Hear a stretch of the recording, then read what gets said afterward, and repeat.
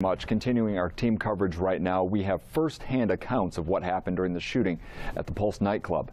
News 13's Amanda McKenzie joins us right now live. And Amanda, we have learned that during the shooting there were some incredible acts of bravery.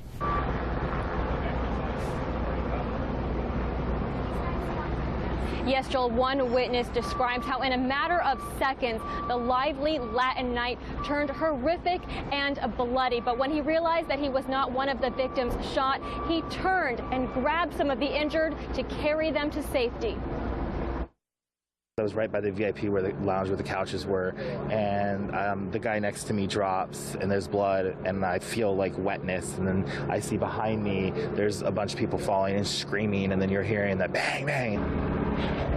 Christopher Hansen says he hit the ground and started to crawl out of the Pulse nightclub. They were just screaming, get out, get out, get out.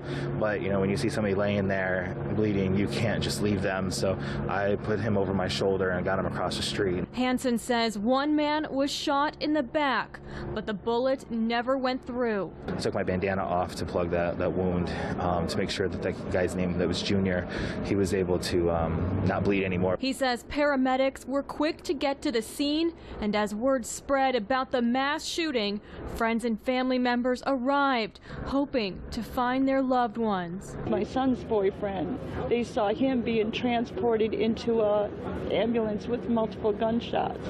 But my son hasn't been heard from, so I don't know if he was left in the club, if he got shot, or if he's being worked on here. It's terrible. He's my only child.